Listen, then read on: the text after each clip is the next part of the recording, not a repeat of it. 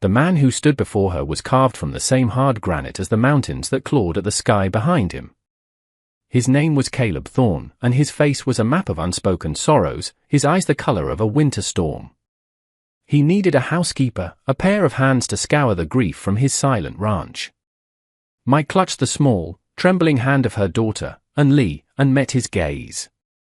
In the dusty, unforgiving town of Redemption, she was an outcast, a whisper of the Orient in a world of stark prairie whites and browns. Her husband's bones lay somewhere along the iron tracks that had brought them to this land of broken promises, and their shared future had dwindled to the contents of a single cloth bundle.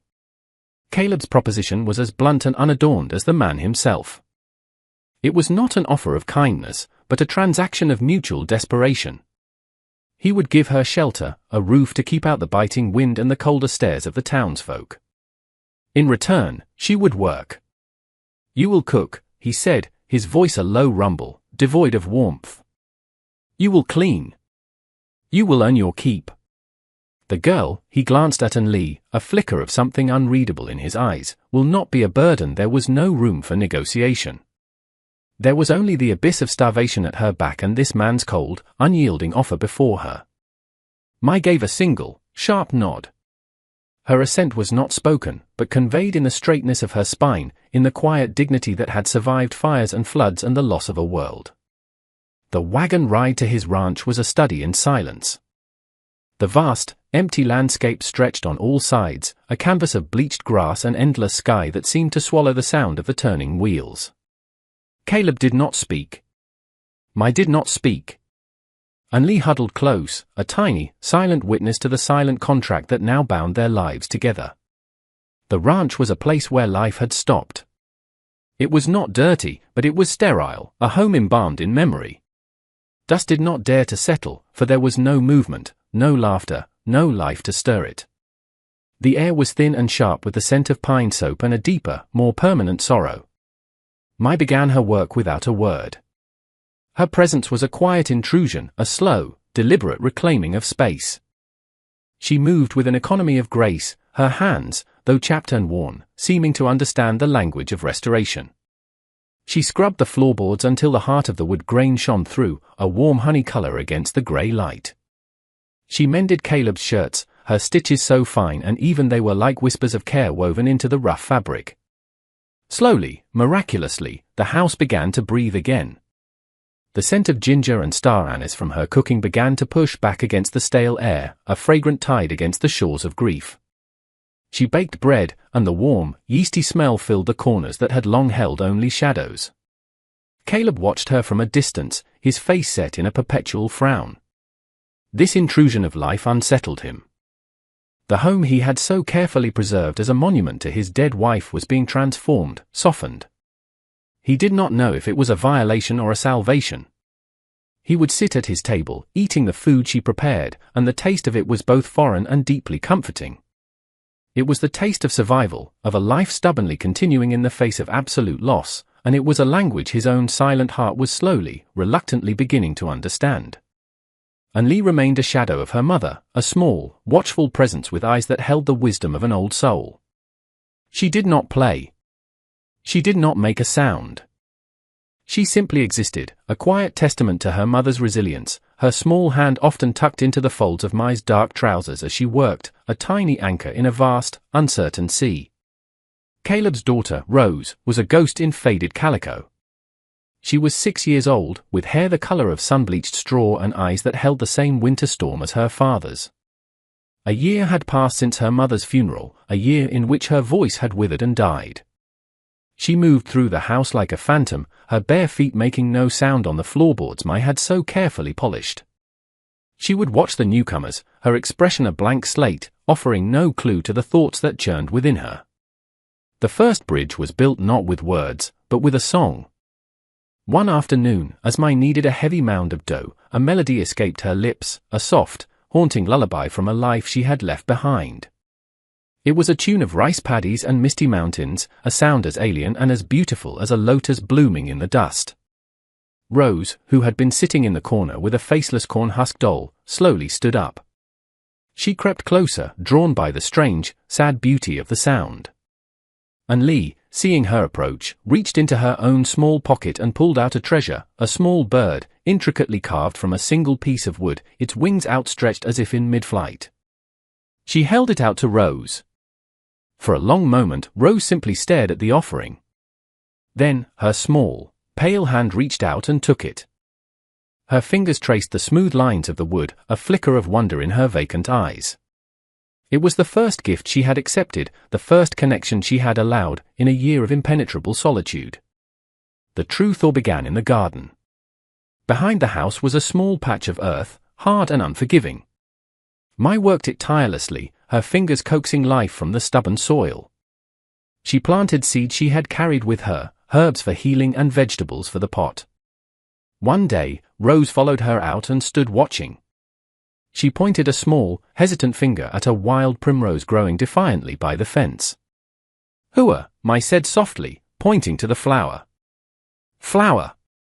Rose looked from the bloom to Mai's face, and then, in a voice as rusty and fragile as an old hinge, she whispered, "Hua." It was the first word she had spoken in 368 days.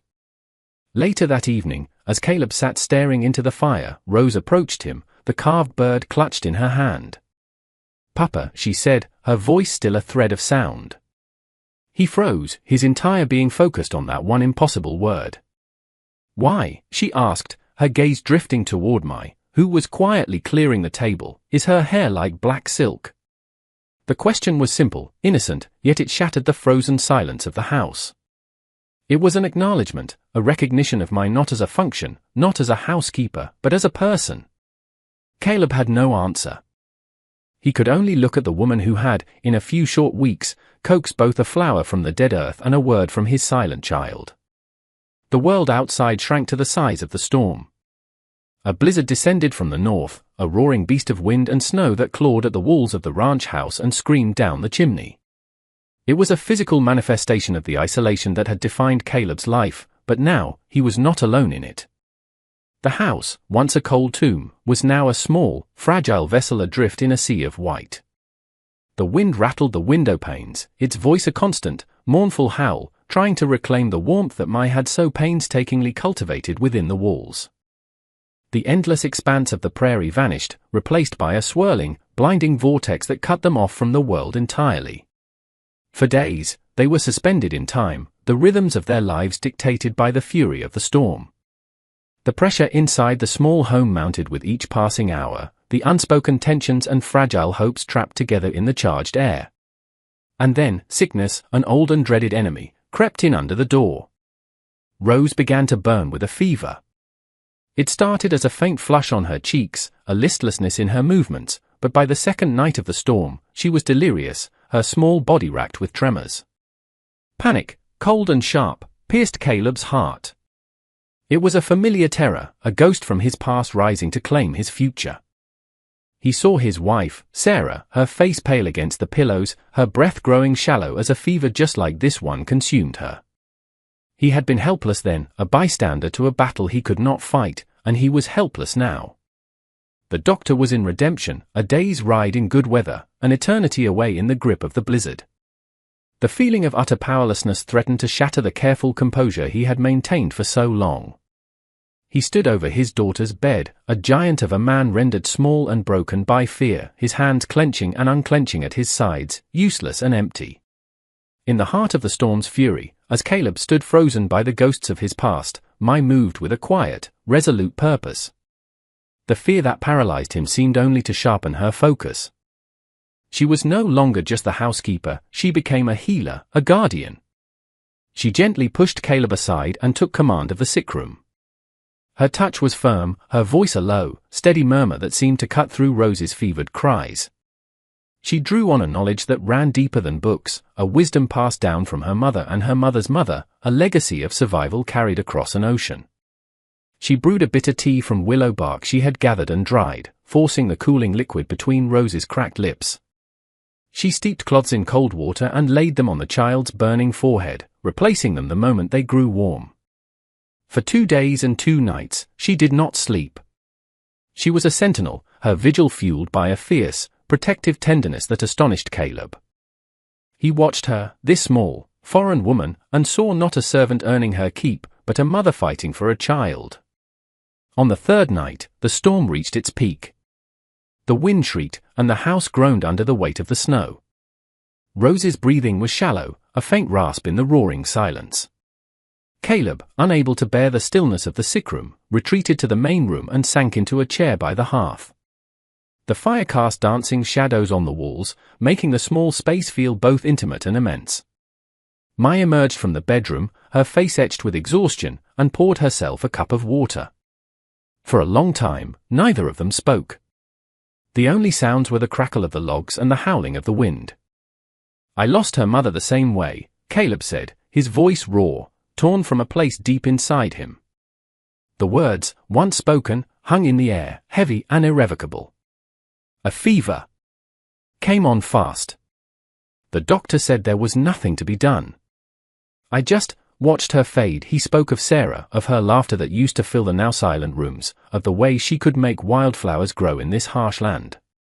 He spoke of the guilt that had been his constant companion, the feeling that he should have been able to do more, to somehow stand between her and the darkness. Mai listened, her dark eyes reflecting the firelight.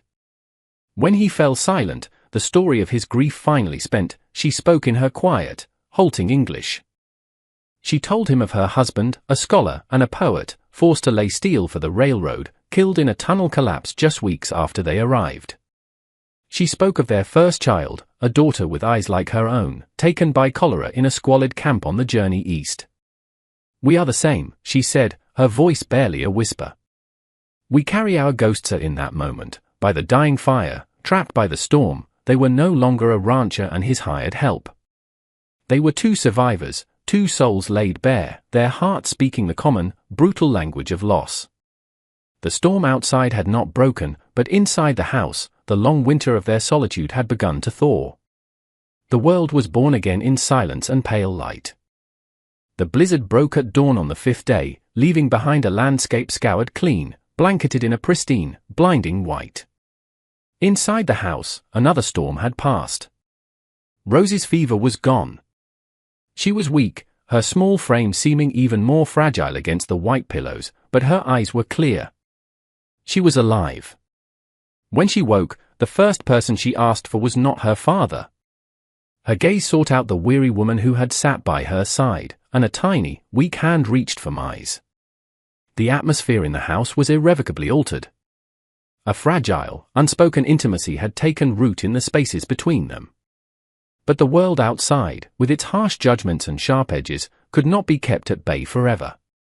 A week later, a rider approached the ranch.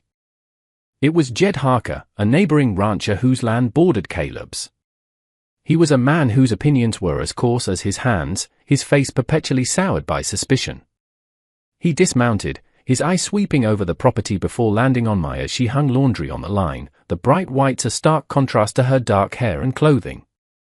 A smirk twisted his lips. "Heard you took in one of them Celestials, Thorn," Harker called out as Caleb emerged from the barn. "Bad luck, that is. They bring sickness," you know. His gaze lingered on Mai, a crude appraisal that made her flinch. She lowered her head, her hand stilling on the clothesline, making herself small.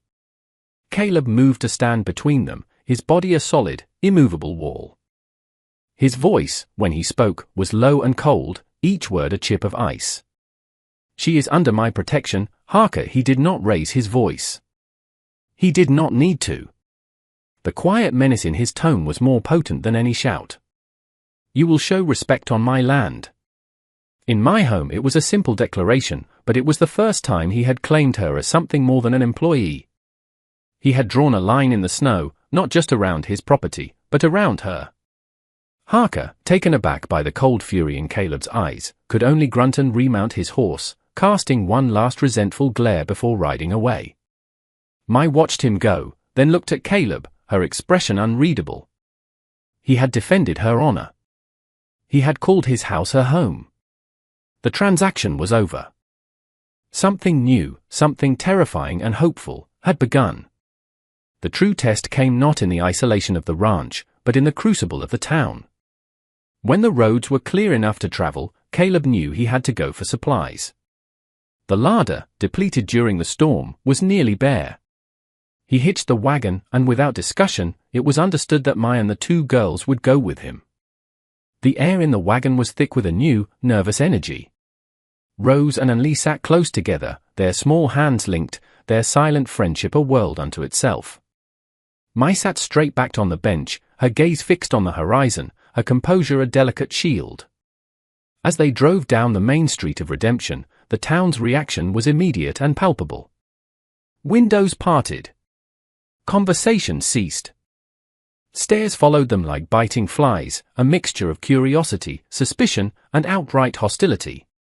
The whispers were a venomous rustle in the air. At the general store, the feeling intensified. Harker was there, leaning against the counter with two of his cronies, emboldened by their company. He saw them enter, and a malicious grin spread across his face. He pushed himself off the counter and swaggered toward them, blocking their path. "Well, look what the thaw washed in," he drawled, his eyes fixing on Mai with a lewd familiarity. "Still enjoying your imported comforts, Thorn?" Before Caleb could move, Mai straightened her shoulders. She met Harker's gaze directly, her small frame radiating a dignity that seemed to make the air around her shimmer. She did not speak, but her silence was a rebuke, a refusal to be diminished. But it was Caleb who delivered the final, decisive blow. He stepped forward, placing himself squarely in front of Mai and the children, a human shield. He ignored Harker completely. His gaze swept over the other men in the store, the storekeeper, the blacksmith, the preacher who stood near the back, implicating all of them in his judgment. His voice, when he spoke, was not the low growl he had used with Harker at the ranch. It was clear and strong, ringing with a conviction no one had heard from him in years. "This woman," he said, his words dropping like stones into the sudden silence, "saved my daughter's life. While this town whispered behind its curtains, she fought for her. She has brought more honor and decency to my home than any of you have ever known." He paused, letting the weight of his words settle. Then, he turned. He turned his back on the town, on their judgment and their prejudice, and he faced Mai. In front of everyone, he laid his heart bare. "Your daughter needs a home," he said, his voice softening, becoming a private conversation in a public space. "My daughter wants a mother." It was not a question. It was a statement of fact, a truth that had been forged in sickness and silence. "Mai, I am asking you to be my wife." The store fell utterly silent. The only sound was the frantic beat of Mai's own heart. She looked up at Caleb, at this man of granite who had just cracked open to reveal the vein of gold within. She saw the truth of his words reflected in Rose's wide, hopeful eyes, and in the way her own Anli clung to Rose's hand. This was not about pity or protection. It was about creation. It was about building a new family from the broken pieces of their old ones. She looked at Caleb Thorne, a man who had offered her a wage and was now offering her his name, his future, his heart. And with the entire town of Redemption as her witness, she gave a single, deliberate nod. The journey back to the ranch was transformed. The silence that fell between them was no longer a chasm of emptiness but a vessel filled with unspoken understanding. The harsh landscape seemed to have softened, the late afternoon sun casting a golden glow over the prairie grasses. Rose and Anli, sensing the monumental shift in the world of the adults, huddled together in the back of the wagon, their quiet whispers a secret language of their own. They were already sisters, their bond forged in the simple, unconditional acceptance of childhood, a pure and uncomplicated love that served as both a model and a promise for the two people on the wagon seat. Halfway home, Caleb reached across the space between them. His large, calloused hand, a hand accustomed to the roughness of rope and wood and iron, gently covered hers where it rested on the bench. It was a gesture of profound intimacy, a silent vow that spoke more than 1,000 pretty words. Her fingers were small and delicate beneath his, but he could feel the strength in them, the resilience that had mended his home and his heart. Mai did not pull away. She turned her hand slightly, her palm pressing against his, accepting the connection, the warmth, the promise. She looked at their joined hands, then up at his profile, the stern line of his jaw softened by the setting sun. A life she had never dared to imagine was unfolding before her, a future taking root in the most unlikely of soils. When they arrived back at the ranch, the house looked different. It was no longer just a shelter, a place of work. It was a destination. It was home. That evening, after the girls were asleep, they sat on the porch, a comfortable distance between them, and watched the stars begin to prick the deep velvet of the sky. The world was quiet, holding its breath. Caleb cleared his throat. "My mother's ring," he said, his gaze on the horizon. "It is simple. Silver. It is in the small box on my dresser. If you would have it," Mai's heart swelled. She simply nodded, unable to speak past the lump in her throat. The transaction was complete, but the payment had been love, and the currency was hope. The seasons turned, and the ranch bloomed. Not just with Mai's garden, which became a riot of impossible color against the muted tones of the prairie, but with a life that had returned to the very bones of the place. Laughter, once a foreign, almost shocking sound, became a daily music. It was the sound of Rose and Lee chasing butterflies through the tall grass, their voices mingling in a pidgin of English and Mandarin that was entirely their own. It was the rare, deep chuckle that would escape Caleb when one of the girls said something unexpectedly wise. The house was a home now, filled with the smell of baking and the sight of small, colorful drawings taped to the walls. Mai taught the girls how to read the stories in flower petals, how to find beauty in the smallest, most overlooked corners of the world. Caleb, in turn, taught them how to read the clouds for rain, how to sit a horse, how to be strong and steady in the face of a world that was not always kind. He smiled now. It was a slow, hesitant thing, a sunrise after a long night, but it transformed his harsh features, revealing the man he had been before grief had walled him in. He and Mai built their marriage not on grand declarations, but on 1,000 small, quiet moments. It was in the way he brought her a cup of tea in the morning before she woke. It was in the way she mended a tear in his coat before he even noticed it was there. They moved around each other in a graceful, unspoken choreography of partnership, their communication a language of shared glances over the dinner table, of hands brushing as they passed in the narrow hallway, of long, comfortable silences on the porch as they watched the sun bleed across the sky. The silver ring he placed on her finger was plain and unadorned, worn smooth by the hands of another woman who had loved this harsh land. It felt heavier, more real, than any jewel. It was a circle of continuity, a promise not just for the future, but of a connection to the past, a grafting of her story onto his. He had ceased to be the broken man, and she was no longer the resilient outcast. They were simply Caleb and Mai, a family.